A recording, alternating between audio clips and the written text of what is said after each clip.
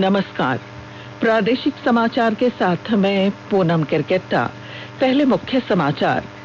राज्य में कोरोना संक्रमित मरीजों की संख्या बढ़कर हुई 4,818। स्वस्थ होने की दर घटकर 53% हुई। राज्य में कोरोना वायरस से सामुदायिक संक्रमण का खतरा नहीं। आईसीएमआर द्वारा रांची, खूंटी और हजारीबाग समेत 10 जिलों में सीरो सर्वे से हुआ खुलासा। शिक्षा मंत्री जगन्नाथ महतो आज इंटरमीडिएट के तीनों संकायों का परीक्षा परिणाम जारी करेंगे। और भ्रष्टाचार निरोधक ब्यूरो एसीबी की टीम ने पाकुड़ जिले में मनरेगा के कनीय अभियंता को 30,000 रुपए घूस लेते रंगे हाथों गिरफ्तार किया।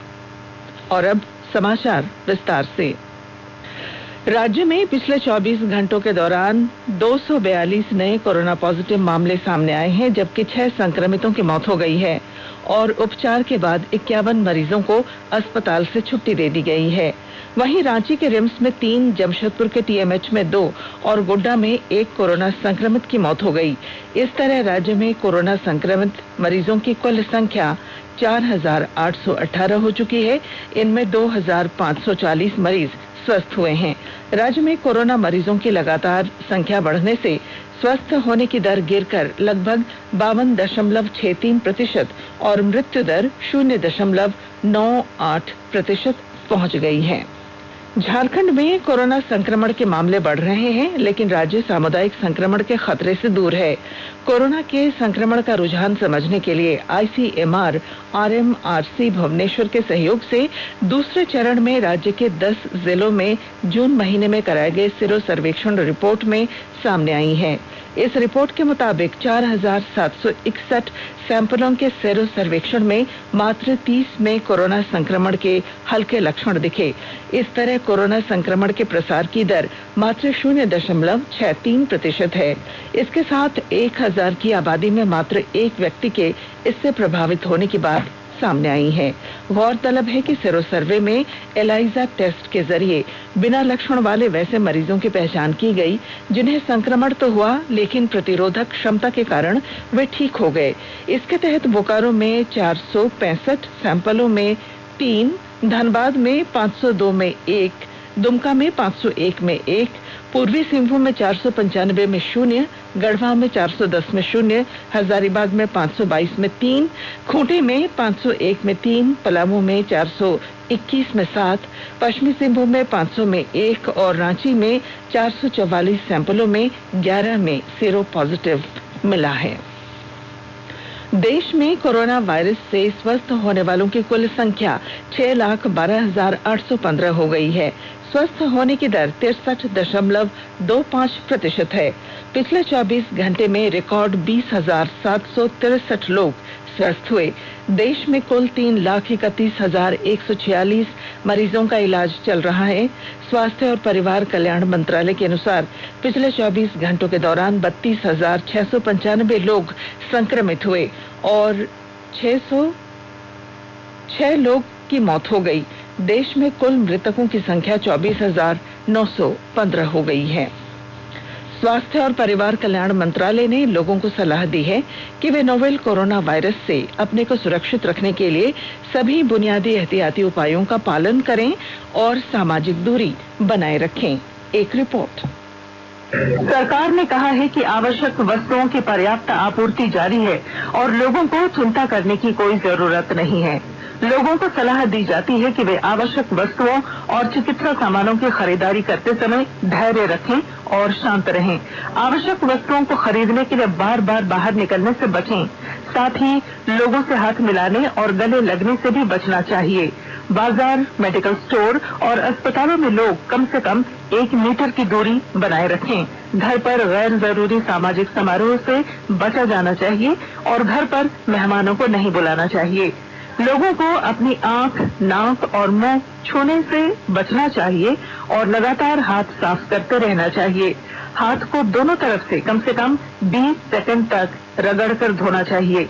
यदि कोई व्यक्ति खांसी या बुखार से पीड़ित है तो वह दूसरों के संपर्क में आने से बचे और डॉक्टर से तुरंत परामर्श ले। स्वास्थ्य मंत्रालय ने कोरोना वायरस के बारे में जानकारी के लिए एक टोल फ्री नंबर 1075 जारी किया है। इधर राज्य सरकार की ओर से भी कई दिशा निर्देश जारी किए गए हैं। इस सिलसिले में सरकार ने हेल्पलाइन नंबर 181 जारी किया है। सरकार ने कहा है कि कोरोना वायरस से संदिग्ध तौर पर संक्रमित कोई व्यक्ति पाया जाता है तो इसकी सूचना 0651 जो रांची का कोड है और टेलीफोन नंबर 2261-000 तथा 2261-002 के अलावा फैक्स नंबर 2261-856 और मोबाइल नंबर 9955837428 पर दी जा सकती है। आकाशवाणी रांची भी आपसे अपील करता है कि कोविड-19 के संक्रमण से बचने और अन्य लोगों को सुरक्षित रखने के लिए कृपया घर पर ही रहें और सरकारी दिशा निर्देशों का पालन करें। विमानन मंत्री हरदीप सिंह पुरी ने कहा है कि कोविड महामारी के दौर में अंतर्राष्ट्रीय हवाई यात्रा के लिए सीमित संख्या में द्विपक्षीय आधार पर विमान सेवाएं फिर से शुरू की जा सकती हैं। नई दिल्ली में मीडिया को जानकारी देते हुए श्री पुरी ने कल कहा कि इस संबंध में 3 देशों के साथ बातचीत काफी आगे बढ़ चुकी है। उन्होंने कहा कि अमेरिका के लिए द्विपक्षीय आधार पर सीमित संख्या में विमान सेवाओं के लिए वहां की यूनाइटेड एयरलाइंस के साथ समझौता हुआ है, जिसके तहत आज से 31 जुलाई तक 18 उड़ानें संचालित की जाएंगी। उन्होंने कहा कि एयर फ्रांस भी कल से पहली अगस्त तक पेरिस से दिल्ली, मुंबई, बेंगलुरु के लिए विमान सेवाएं चलाएगा। श्री पुरी ने कहा कि जर्मनी ने भी इसी तरह की विमान सेवाएं संचालित करने के लिए अनुरोध किया है और इस संबंध में लुफ्तांसा के साथ समझौता करीब हो चुका है। प्रधानमंत्री नरेंद्र मोदी संयुक्त राष्ट्र आर्थिक और सामाजिक परिषद के वर्चुअल सम्मेलन के समापन सत्र को आज संबोधित करेंगे। न्यूयॉर्क में संयुक्त राष्ट्र मुख्यालय में होने वाले इस सम्मेलन में नॉर्वे के प्रधानमंत्री और संयुक्त राष्ट्र महासचिव अंतोनियो गुतरेस भी सत्र को संबोधित करेंगे। आर्थिक और सामाजिक परिषद की वार्षिक बैठक में विभिन्न सरकारों, निजी क्षेत्रों, नागरिक समाज और शिक्षा क्षेत्र के प्रतिनिधि हिस्सा ले रहे हैं। राज्य में प्रसव के दौरान माताओं की मौत प्रति लाख 76 से घटकर 71 हो गई है। स्वास्थ्य विभाग के प्रधान सचिव डॉक्टर नितिन मदन कुलकर्णी ने बताया कि जुलाई में जारी सैंपल रजिस्ट्रेशन सर्वे रिपोर्ट में ये बात सामने आई। उन्होंने कहा कि अभी राष्ट्रीय अनुपात 113 है। इस तरह झारखंड देश भर में इसका कम अनुपात करने वाला 6ठा राज्य बन गया है। आकाशवाणी के ताजा तरीन समाचारों के लिए आप हमारी वेबसाइट newsonair.com पर लॉग ऑन कर सकते हैं। ताजा समाचार ट्विटर @AIR न्यूज अलर्ट्स और Facebook page all India radio news पर भी उपलब्ध है। आप प्रादेशिक समाचार एकांश के ट्विटर अकाउंट @AIR News_Ranchi और Facebook page AIR news Ranchi के अलावा YouTube channel regional news unit Ranchi पर भी हमारे बुलेटिन सुन सकते हैं। प्रादेशिक समाचार आप आकाशवाणी रांची से सुन रहे हैं। झारखंड अधिविद्य परिषद जैक के इंटरमीडिएट विज्ञान, वाणिज्य और कला के नतीजे आज घोषित किए जाएंगे। परिषद के अध्यक्ष डॉक्टर अरविंद प्रसाद सिंह ने बताया कि शिक्षा मंत्री जगन्नाथ महतो आज शाम परीक्षा परिणाम जारी करेंगे। परिषद की वेबसाइट jackresults.com या jack.jharkhand.gov.in पर देखे जा सकते हैं। इंटरमीडिएट की तीनों संकायों में लगभग 2,34,000 परीक्षार्थी शामिल हुए थे। इसमें विज्ञान के करीब 76,500, कला के 1,29,000 और वाणिज्य के 28,500 के लगभग विद्यार्थी शामिल रहे। भ्रष्टाचार निरोधक ब्यूरो एसीबी की टीम ने पाकुड़ जिले में पाकुड़ प्रखंड कार्यालय में मनरेगा के कनीय अभियंता रवि राकेश को 30,000 रुपए रिश्वत लेते रंगे हाथों गिरफ्तार किया। एसीबी दुमका से पुलिस अधीक्षक ने बताया कि कनीय अभियंता के खिलाफ इंसान शेख ने लगभग 3,58,000 रुपए के प्राक्कलन वाले तालाब निर्माण कार्य का MB बुक करने के नाम पर रिश्वत मांगने की शिकायत दर्ज कराई थी। शिकायत का सत्यापन करने के बाद एसीबी की टीम ने कनीय अभियंता को घूस लेते गिरफ्तार किया। केंद्रीय कृषि मंत्री नरेंद्र सिंह तोमर ने आयात पर निर्भरता कम करने की जरूरत पर जोर देते हुए बेहतर भोजन, दालें और तिलहनी फसलों का उत्पादन बढ़ाने को कहा है। भारतीय कृषि अनुसंधान परिषद के 92वें स्थापना दिवस समारोह को संबोधित करते हुए श्री तोमर ने कहा कि वैज्ञानिकों के शोध से निकले योगदान और किसानों की कड़ी मेहनत के कारण आज भारत जरूरत से ज्यादा अनाज पैदा कर रहा है। उन्होंने कोविड-19 के कारण लॉकडाउन के दौरान फसलों की रिकॉर्ड पैदावार के लिए कृषक समुदाय को बधाई दी। उन्होंने कहा कि अनुसंधान और खेती के काम बढ़ाकर पाम ऑयल का उत्पादन किए जाने की जरूरत है।